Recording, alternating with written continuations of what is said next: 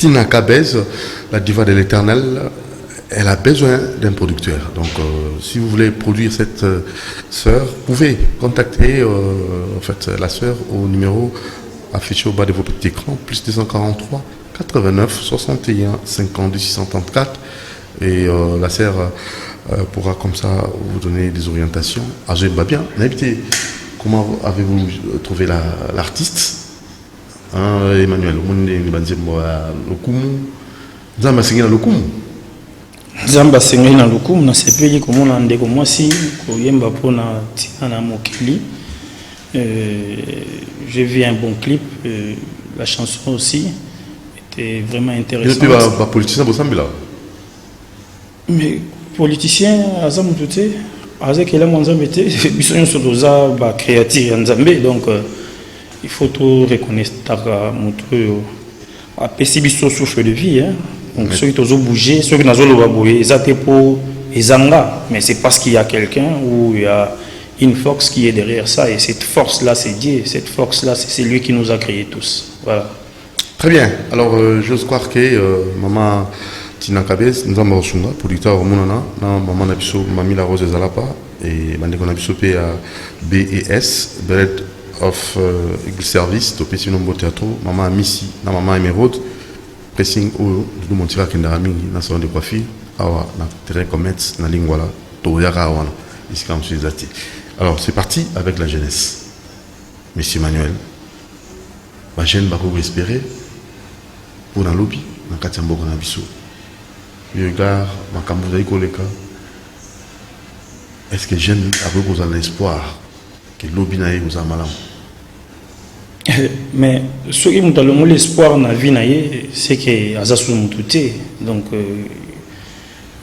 on a tout le ballon, le premier rôle est Bembe. Parce que même dans la Bible, il y a toujours de l'espoir pour ceux qui vivent. Donc, vaut mieux un chien vivant qu'un lion mort. Donc, c'est pour dire ce que tu as expliqué, aussi longtemps que tu as mourir, espoir, il faut les avoir. Donc, au chambwa wana zana bomo ina lion to banga so kaza okufa vomi na préféré nanga kozana mbwa wana ki na zala na lion oyo akufa. Donc les jeunes doivent espérer, ils doivent espérer pour un avenir meilleur. Donc moi je crois que koloba ceux qui va jeune va espérer na koloba na pour répondre yo oui moto akoboya ko espérer ayeba ete azasuzu mututé.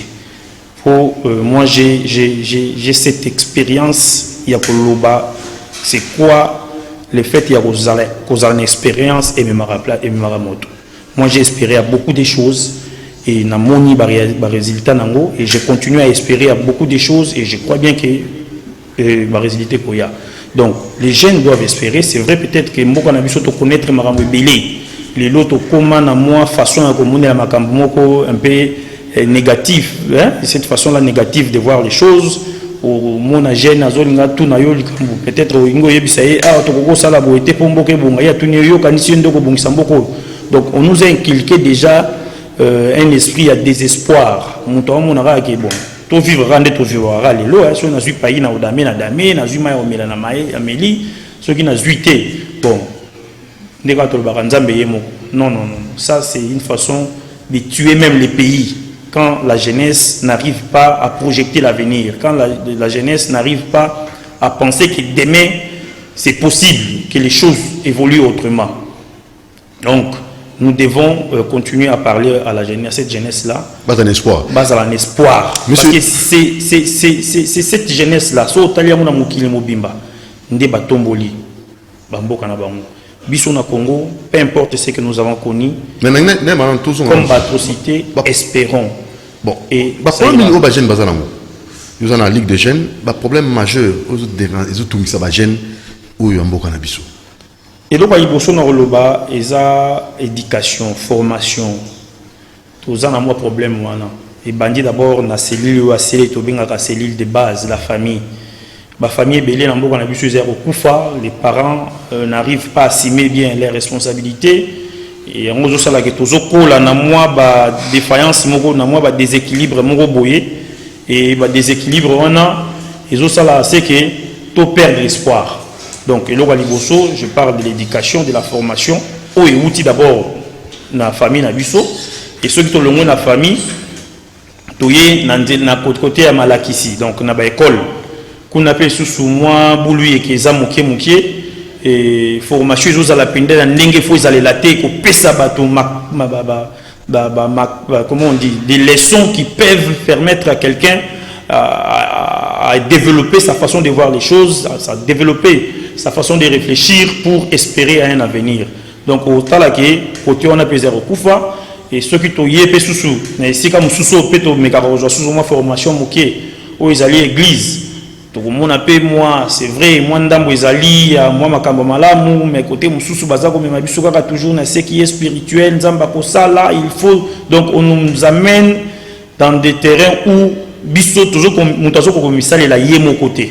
Pendant que Dieu nous a créé avec beaucoup de capacités, avec, je dirais même toutes les capacités possibles, il y a aussi la maramaminene. La capacité, on a photo, on a famille, on a école, on a église et permettre à biso de évoluer. Et au-delà de l'église, il y a aussi notre société, la société là où nous vivons. Je parle de manière générale, notre Congo. Donc, la société doit aussi permettre, l'environnement doit permettre à ce que nous ayons la possibilité, la facilité, il y a une réflexion, raisonnement et malamu pour que nous espérions l'avenir. Donc, et là, les beaux choses, on a la formation, on a milléniaux, et deuxièmement aussi, c'est vrai, tous as victimes quelque part. Il y a moi, ma cambouana, tous as formation, mais Nzambe a toujours katikati na moto eloko moko o babengaka instinct de survie. Instinct de survie ko ozala na ndenge lingo batela nzoto na yo, instinct de survie ko ozala pina ndenge lingo batela bokati na yo. Donc nous tous nous avons cet instinct là oyo à chaque fois et se réclamera kati na biso to lingato la musango. Mais des fois biso moto boyaka ozomona jeune il préfère ce qui est facile, ce qui lui semble facile à faire. Bazela moko raccourci. Azolo babona osala nini tout déjà mboka ezala ko beba mbonga déjà mobutu abomango kabila ya bomiango bon awa bino bozo bisa biso tiseke ya est-ce qu'il y a ko sala bien est-ce qu'il y a ko changer cher ami et loko ba liboso na ko yebisa biso eza été toujours conscience que tout est possible. Donc là il y a possibilité de changer biso to ngayo nazolo bana bino to botami na biso na ba famille ba richité to botami na ba famille opeta musu to bénéficier makasi té na moi ba éducation ndenge fallait que ezala c'est vrai nos parents étaient là. Ils nous ont aidés. Il y a eu salaboyé, école moko to bandi to tangi ngai na tangi na école officielle na primaire. Je sais ce qu'il faut que je vous relate, ce qui étaient nos écoles à cette époque-là. Aujourd'hui, tant on se na ko maîtriser ma société. Mais à un moment donné, n'a pas conscience. J'ai dit c'est possible que mon avenir soit meilleur, c'est possible que les choses changent, c'est possible que ngana apporter des solutions à ma kambebele en boka. Donc c'est ça, c'est par là d'ailleurs moi j'ai défini l'intellectualisme. C'est quand on sait apporter des solutions aux problèmes de la société, quand on sait résoudre les problèmes de la société, c'est ça. Donc moutonyonso et lingue, peu importe bisika wuteli, il faut toujours conscience wana. Toye bango ete il y a la possibilité à tous zanga eloko kolia, à tous zanga ko mela, ko zanga ko lata, ko lala. Il y a possibilité que lobby conditions ont changé. Il y a possibilité que lobby paye comme un moteur dans le sabat. Donc, dire que au kokokate, ils ont comme zongi sa sima, ils ont comme kangayo moko. Donc, je parlais des choses. Oui. L'éducation, la formation, toujours dans la famille, dans l'école, dans l'église, dans la société. Et na ko milobe la pe ceux qui peut rater biloko wana biso moko etant ke bato nzamba chaka timo kati na biso loko moko oyo biso to ko réveiller ngo ko utiliser ngo pour que tout meka ko joie conscience ya pour faire avancer makambo. On ne peut pas espérer même quand il fait noir na kati ya vie na yo. Voilà, alors vous avez soulevé en fait deux points où meki ko énumérer parmi les problèmes majeurs. Nous avons éducation, un peu prise de conscience. Mais le domaine est misala siko.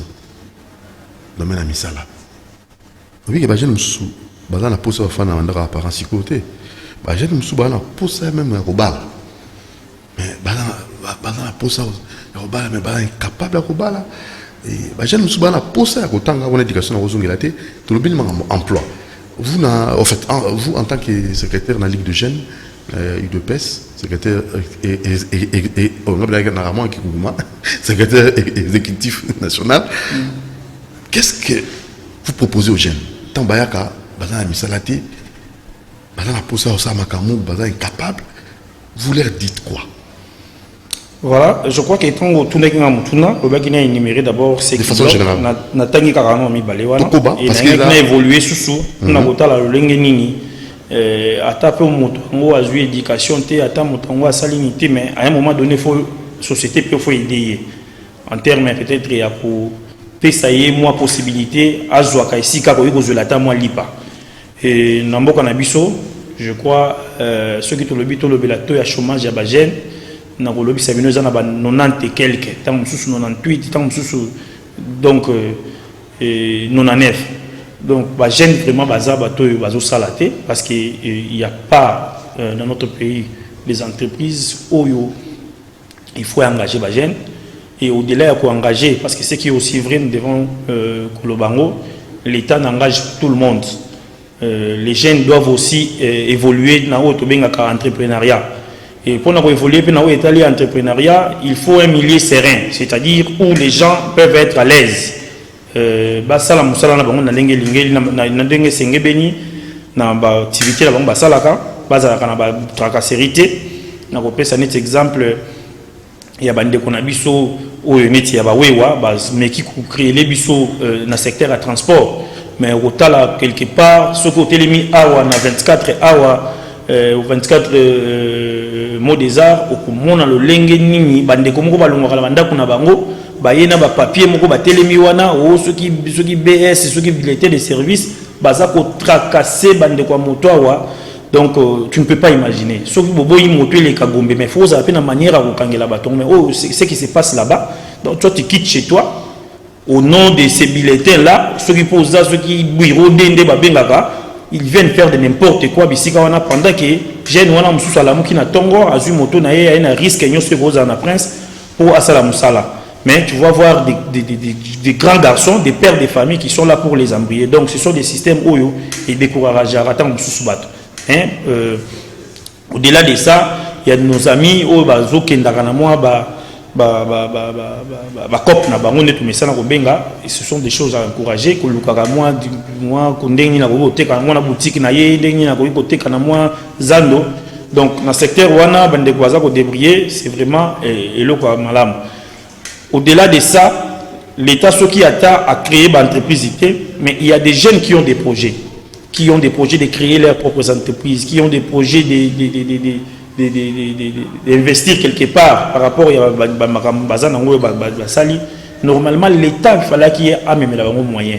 L'État faut appeler ça pour que les jeunes faire exécuter le projet. Chose bizarre, depuis que nous sommes au Congo, notre bénéficiaire n'est pas mais notre actuel chef de l'État, Félix Antoine Tshisekedi, le président de la République, il avait fait une promesse, je crois bientôt là, ça va se réaliser, qu'il va mettre en place une structure où il y a un aide. Il y a un projet de entrepreneuriat. Cette structure-là va leur venir en aide et pour pesa bango na oyo zali bosenga na bango moké pour que ba meka ko faire exécuter ba projet na bango wana.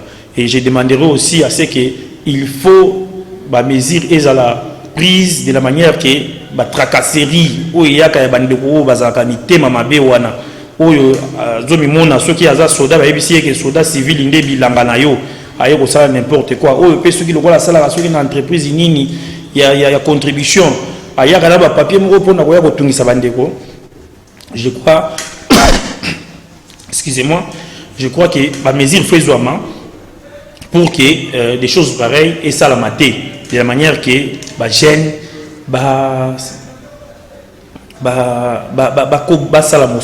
exécuter le projet pour que l'emploi encore et ça la créer parce que ceux qui les jeunes moko na projet malam à sali entreprise naie à zoape bande comme sous jeune 10 20 30 côté musumu de comme ça à sali vous allez voir que mboka et évoluer, mboka et développer. C'est comme ça que les choses se passent.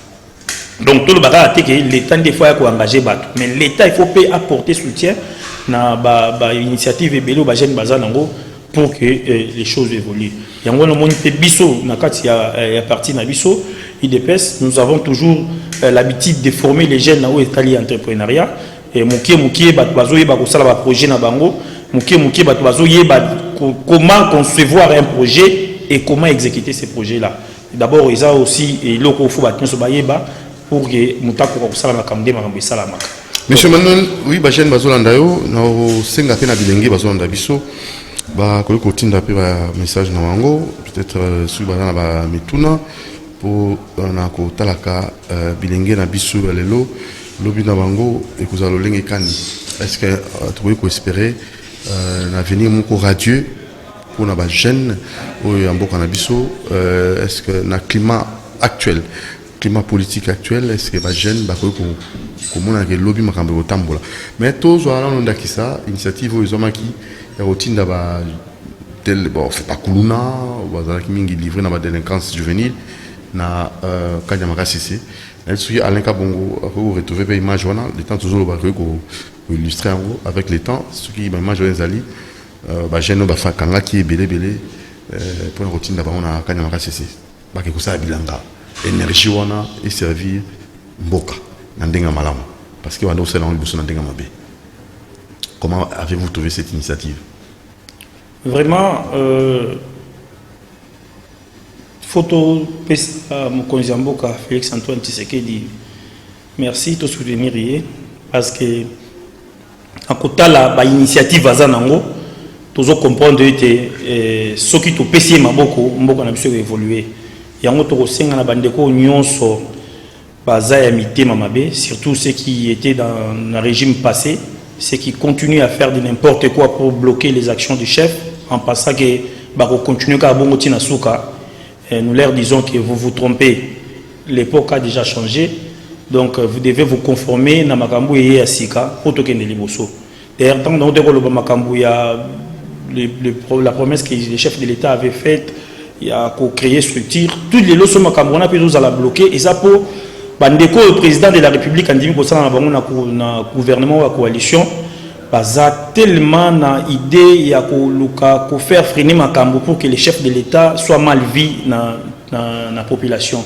Projet on attend monsieur Lingero a déjà exécuté mais bandeko na biso toujours ba FCC surtout na côté ya ministère ya finance biso comment il est en train de bloquer des choses pour que biloko ba projet belé que vous allez exécuter et wana nyonso wana azako zwaka ka ndingisa soki to loba mibeko oyo comment je peux dire ça en lingala les injonctions oyo zomuta na famille politique na ye oyo ezali FCC pour bloquer de la manière que les chefs de l'État ne puissent pas poser des actions oyo ko sepelisa peuple yango to lobi boye tant le chef de l'État zui likanisi ko tinda bande ko na biso oyo babunga mwanzela moke bakomaki na likolo ya kozala na désespoir likolo ya ko espérer la vie meilleure ba comme ko simbe la biso machette na nzela po ba boto la biso moi téléphone moi mbongo ko kata biso ko zokisa ndeko na lokola ndeko na za nyama po ata nyama pe ko bazokisa ka pamba pamba bongo te nyama za pe kelamu oyo fo ko batela ye soko zokisi eta mususu fo a servir na besoin mo boye soit faut mutuali ya ye pour permettre et puis bato ba évoluer malam mais ce que zo qui sera makili zo tanga pamba pour boto la téléphone pour boto la nini ezala ki comportement mo ya mabe to bande ko mona ba quartier er moko zo lingo le kamono le kezate parce que il y a groupe koto na groupe koto yo pour to bande bazo benga ba écrit bazo ko papa na machette bazo ko bamba na mabanga et des fois c'était zaki bato soki bakangi bango soit baké na makala baké vanda kuna ba ebele bazo konda bazo kufa na nzala kuna misusu pe bande ko kima bakei et toyebi kuna à une certaine époque opération Mori Salamaki va bien que opération Likofi et beaucoup de nos jeunes frères là ont été tués parce que on dirait maillé les alaki pende belete à l'époque là comment on pouvait faire pour ces jeunes gens là et le président de la République actuelle son excellence Félix Antoine Tshisekedi a sololina na ministre intérieur a ébicié il faut mesure moko ezwama ya koluka ko encadrer bana wana baza bande ko na biso il y a possibilité ba changer pour dire que le président espère il est là il travaille pour que la jeunesse, il y a le lot, et ça la vraiment jeunesse sur Sungamboka lobby. Le président de la République, Tangazoa Kibokonzaloba, qui lui, il travaillera beaucoup sur la jeunesse et la femme. C'est là où, avant 6 mois, Maëlle n'a ébélé. Il y a un souci, on a côté la localité va jeune, base à l'espoir, base à la bateau, le but à beaucoup même sous et le comme il y a monnaie n'amboka, alors qui ceux qui te bakangi, la police est kangi bandeko wana, tout ça la bango ma bêté, tout kata bango ma boko tende bato musu ba proposa qui, tout bêta bango ma ça c'était ba kufa, c'est vrai que bango ba acte bandeko wana ba posa katang musu ngam na zolo banawe soit kanga makasi, mais le la possibilité à pour changer bango ezali tozwa bango to chabango ici kamoko boye pour ba meka kozala pe utile na mboka yango moni wana bazwa ki mwa bandeko wana batinda ki bango na oyo tozobenga service national ba mimi bango na kanya makasese kuna ba kokende kosalela biso masango ba kokende kosalela biso fufu ba kosalela biso basoya tout ce qui est na kati ya bilanga bandeko wana ba kosala yango.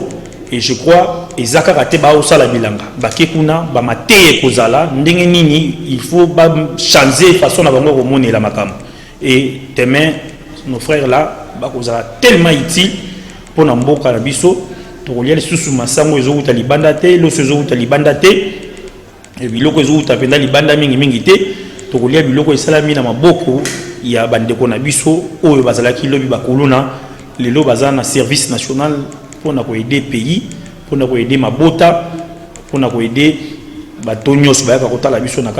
Donc je crois que c'est une très bonne initiative. Et ceux qui ont Asala Kuluna, à mon été, a préféré d'ailleurs que les Kanyamaka se font au Salango, a continué au Salakuluna, Bakocha Maboko, Bakotinda Ekuna.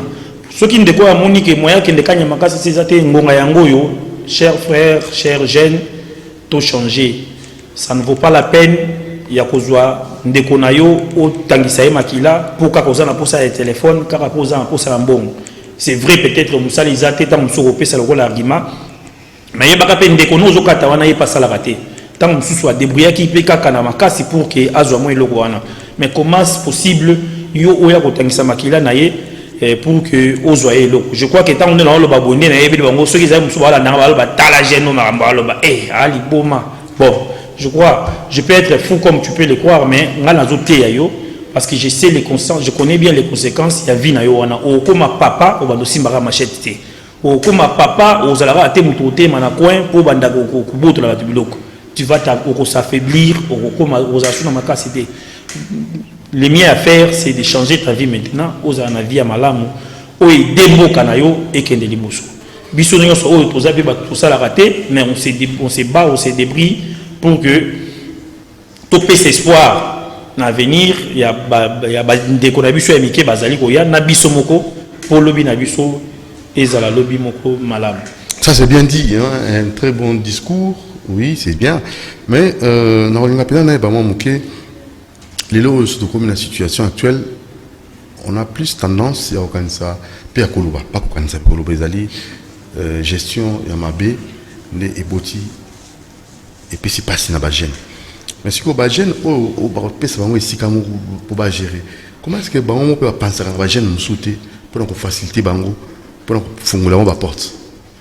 Tu trouveras un gène ou à élevé quelque part, mais pour appeler ça sincère, na ba gêne comme le rôle ça pose toujours des problèmes.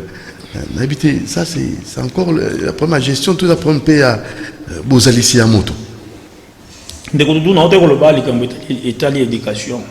vois, c'est vrai peut-être une notion de libéralité ou bien une notion de sala pour na batonyo so biloko mususu ezala lango bato babota manango mais biloko mususu ba appris na lango bato et biso so otali ebele na mboka na biso tozoko la na mwa iloko moko boye babengaka l'égoïsme nous tue. Moto soka komi esika moko boye azomitala kaka nanu ye ndeko na ngai moto nyonso atala kaka ye azana bisika moko asukaka. Ça c'est un principe de la vie. Dans la vie, pour évoluer, il faut voir l'intérêt de tout le monde. C'est ça, c'est que moi, mon maître Etienne Tshisekedi wa Mulumba des Res Mémoire m'a appris na vie, surtout dans la vie politique. Quand tu fais quelque chose pour l'intérêt général, sache-le très bien que vous avez un intérêt à coup sûr. Mais quand tu fais quelque chose pour ton intérêt, que lobby, tu vas perdre tout. Donc, il faut que tu aies un moto na biso, les loso qui na commis place moroboye, naza élevé. Quand je travaille, il faut na permettre aussi na ba obaza na se na ngai lobby, pas comme appé bato minene, pas comme appé bato bako créer sous bato mosusu pour que mboko kende liboso. Au mona balobi moto munene a créé ka bato minene. Donc ceux qui ont quand ça osala moto munene ma oboya ko créer bato za no moto munene te. Et l'exemple ya munene za Yesu Masia o aya na mokili oyo, il s'est fait moto ya sekutu pendant qu'il était grand et a créé bato mosusu belé belé. De la même manière, je dirais à mon maître Etienne Tshisekedi, c'est lui qui nous a formés, c'est quelqu'un qui s'est fait humble pour qu'il a créé bateau Ebélé. Et le lot Tshisekedi n'est plus. Je vous dis qu'il y a beaucoup de Tshisekedi dans ce pays. Ceux qui ont qui disparition à Tshisekedi et Sili et Mikosaki, comprendre que les lots Tshisekedi comme Ebélé et puis bongo parce que nous aussi nous sommes en train de continuer dans cette façon de voir les choses. Nous allons laisser beaucoup de Tshisekedistes de la manière que c'est-à-dire ces gens-là qui pensent pays, qui pensent peuple, qui pensent l'intérêt général. C'est ça Tshisekediste. Donc moi je crois que Eza Nambando Mokote ya Malonga aux humains élévation et tu essayes d'étouffer, tu fais de ton mieux pour étouffer les autres. De konangai mokolo shit libre kozoyo au quoi le rôle libanga ya 1000 tonnes et l'ongwe la avion ezo kitana donc aux ala matata mingi. Voilà, monsieur Manuel, la jeunesse, l'espoir de demain, jeune a espéré l'obinae et la malamu. Maintenant, côté la grandingue climat politique ezali actuellement et na période où vous allez mon secrétaire général national de la Ligue de jeunes, ni ne vous ça va jeune en rapport avec la résolution au Mokonambo à couper ça ni va jeune ba ko zulango et aussi ni va se comporter face ou réagir face à la consultation pour les aïcs aussi là fin consultation là là et national ko Mokonambo à couper ça à raison là pas peuple pour l'eau ba jeune ba se ko zala lolenge nini ba se ko yambango lolenge kani. Merci beaucoup Ndeko Doudou. Je crois que Ndeko Nabiso, le président actuel, le président Félix Antoine Tshisekedi, Fachi Ndeto Bengakaye, tango zoki bokonzi na lobaki ayaki mingi alobaki akosala mingi pona ba jeune. Et salaki ke bato ba comprendre ki vision wana na ki motema mabe na bango na ba politique na biso ya mabe to salaka ya ko manipulaka bato pona ko créer des ordres na mito bato à faire passer qui va message pour que les gens n'adhèrent pas à la vision du président de la République. Et beaucoup de nos jeunes, de nos camarades jeunes, comme qui moi lobela non voilà Fachi Akeboya Saliboya Longwakuna tout ça. Et ça dit que et belé peut accepter que le Congo. Et les chefs de l'État n'a souci il y a pour faire évoluer Mboka les chefs de l'État Bimaki comme le président de la République, mais aux Angaki côté il y a des députés. Donc il y a une histoire de la coalition pour na. En fait, na Katio Mouké, pour Rosongelayo, bandé na télévision, ceux qui ba avion, ils allaient ko avion militaire, ils allaient colo, ils allaient ko tambola, bo banga na bino de l'autre côté, ils allaient bongo manœuvre militaire, meeting aérien, ils ont juste une façon. Il y a quoi améliorer les prestations. Il y a des jeunes militaires au bâtiment avion entre Angola et RDC. Ils ont un partenariat. Donc, au moment où les jeunes avions militaires, ils allaient juste un simple meeting, un terme militaire, donc meeting aérien. Donc, ça, la bino au Bangate. Et guerre de bandits, t'es guerre. Ils ont un avion, il y a Angolais, il y a RD Congo. Ils allaient au tambour à l'icolo. On a la bongo manœuvre militaire, rien à voir na guerre ou quoi. Donc bobangate, bo paniquete, bisika bozo ko na biso elo komo ezalité ezali na cadre et à soudan na biso au baza au pour améliorer ndenge ya kotambusa avion entre Angola na RDC. Donc ils ont aussi des malelo vendredi na kotara likolo avion militaire ko banga le côté papa maman sala musa na yo na kimia noso eloko moko ezalité. Merci beaucoup. Alors tozongeli ndeko na biso na likamna lobaki mokonza mboka aza conscient na kotala ka ndenge bilenge bazali na musala te na kotala ka ndenge coalition makambo simbité et avenir à jeunesse est en danger. Il faut que ça va jeune misala ba jeune wana ndeni ba ko zwa bokola su kata mo ko nambo ko ko pesa bango résultat la consultation ba zango lengé kan.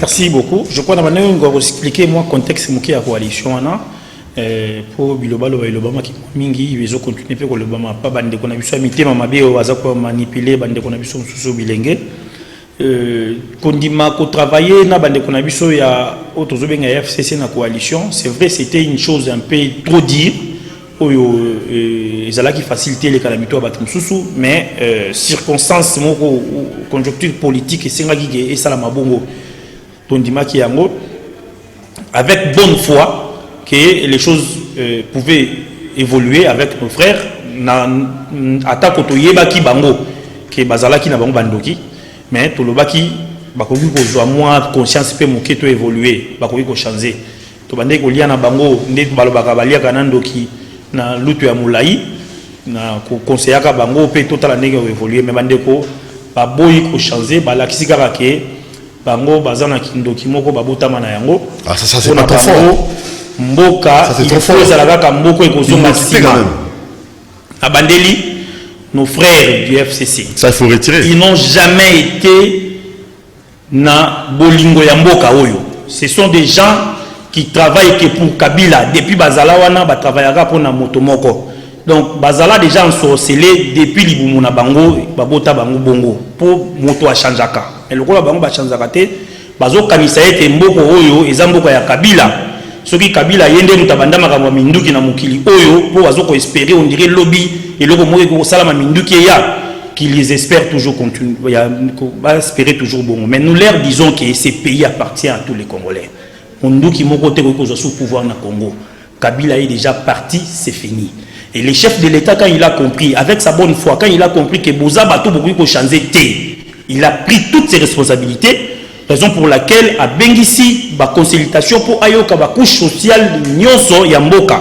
Ba o nyonso ba couche nyonso eza représentative ayoka bango bomoni chef de l'État solo na ba chege solo na ba nyonso ya couche ya se ya likolo partout ayoka bango souci aux la ligne mécanicien to sala parce que bande ko na biso oyo ce qui est vrai ba ko gote ko même changement et le chef de l'État qui ba tonyos et il nous avait promis na discours na il y a 6 minutes où il dérangeait bato nyonso il y a côté wana ya mitema mabe wana ba santaki que un discours il y a 6 minutes oyo banda mokonzi na bango wana baza ya kala wana zalaka on senti haine n'a jamais non c'est ça unité to komi na position s'il vous plaît to komi na position ko la vérité ndo te ko bango ah et ça unité mais c'est une réalité que nous vivons aujourd'hui.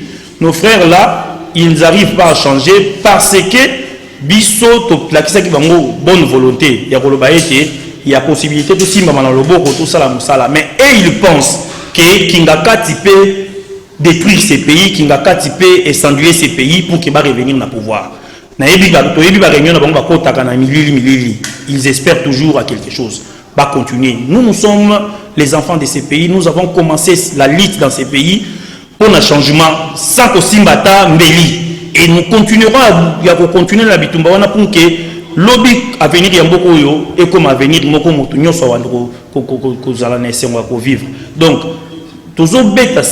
les consultations, bientôt là, le chef de l'État a promis qu'il va revenir pour nous annoncer la décision pour exclure à cas de figure mon côté.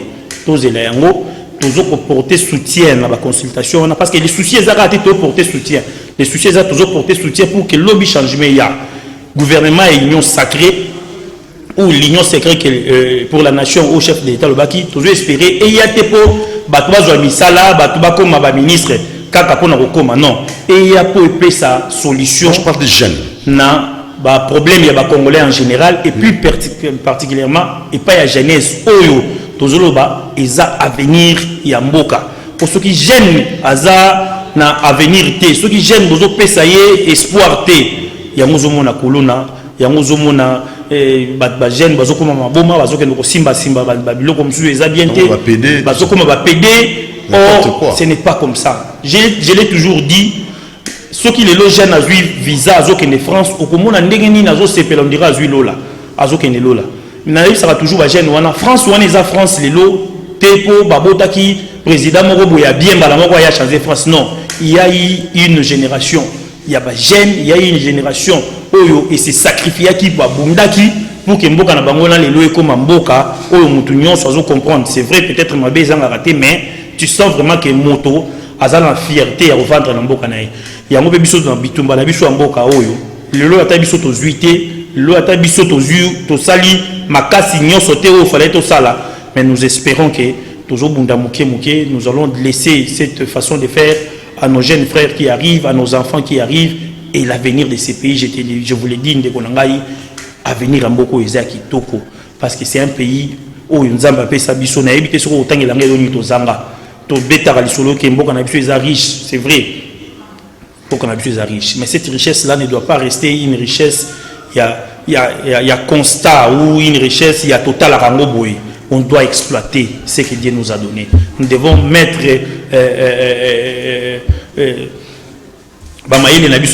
en marche pour que Bomengo Nzamba Pesibiso et servir na Banamboka et servir Namboka Nabiso. Donc d'ici là, tous à la Kimia, les consultations vont donner fruit nango et je crois bien que les fruit oyo congolais nyonso à cause de nango. Na esengo totika kolanda ba manipulateur bazo ya wana non un mot na bilenge ya Lamuka, un mot na bilenge ya FCC, un mot na bilenge ya Cash. Na bandi d'abord na bande qu'on a vu surtout ya Lamuka au ebele après les élections ils ont été trop manipulés. Moi, je parle plus de jeunes. Oui, je parle des jeunes trop manipulés. Parce que dans le Bissau, il y a des victimes.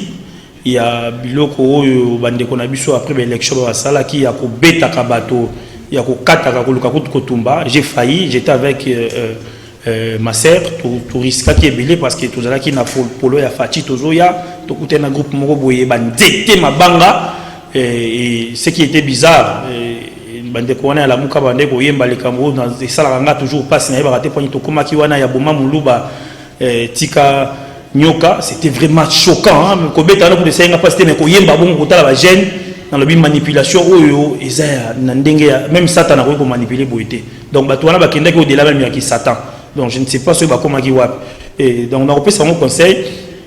Bisso de Goudi pendant 37 ans, Bisso IDPS, les jeunes de l'IDPS. Nous n'avons jamais propagé un message à tribalisme. Nous n'avons jamais attaquer quelqu'un, il y a le bac, parce que non, nous avons lutté parce que l'IDPS a été créé par les 13 parlementaires. Parmi ces 13 là, la province Nyonso, ils ont qui représenté, c'est pour dire que l'IDPS est un parti national. Donc, manipulation, Mulu bazan de Konayo, Mukongo bazan de Konayo, Moussoaï bazan de Konayo, Bisso Nyonso, toujours formé. Excusez-moi, toujours formé ce que nous appelons la nation congolaise. Et ceux qui ont beaucoup d'habitude qui sont il faut aussi m'en beaucoup. Là, c'était le passé, hein? Oui, ceux qui ont le oh, Balou Baba qui est ngam na bango, Baswahili ba qui ngam na bango, tu peux faire car évoluer beaucoup. Comment c'est les cas déjà? Comment c'est les cas? C'est les cas. Ceux qui le attendent le bibaka pour la commune à Gombe, il y a Lingola Oyo. Au moins, la sous bande comme celui à quartier, Moussou Babate, Bisso Peto Bendana. Donc, Mouli Mouana au Kabouana, sur le côté Bisso. Tim comme sous le mouvement de kono pembénité au bobo taille mené famille moto panzanaka. Donc tout quand loboko les pays nous appartient tous, tout ça l'effort il y a coupé sa venir. Pour la bande qu'on a biso ya FCC bande qu'on a biso bajet oui ba qui époque est changé.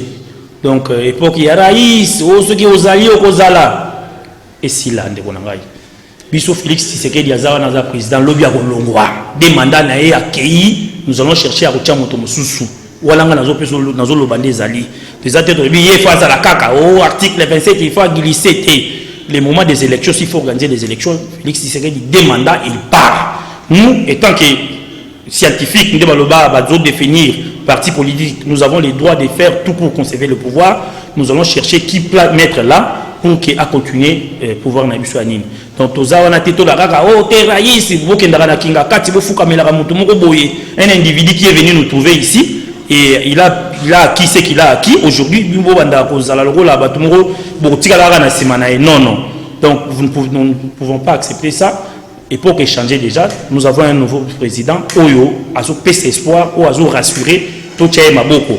Maboko, ils ont raté que Kaka Fola qui t'est, tout tient Maboko. Ceux qui ont Sabino, qui lobby, ils ont le pouvoir, ceux qui n'ont voix ni, ceux qui ont par élection pour gagner, c'est bon. Mais ceux qui ont quand ils ont s'organiser, pour qu'à la même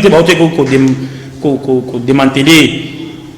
Moi, raison, moi, je suis informé. Moi, je suis informé pour que pouvoir par Minduki. Nous avons répété, nous avons sous pouvoir dans Minduki na Congo azaté. Ce que Salami soit il faut bon, nous faut pas de propos. Dans le biboye, bande ko biso bo changer to sunga chef de l'état.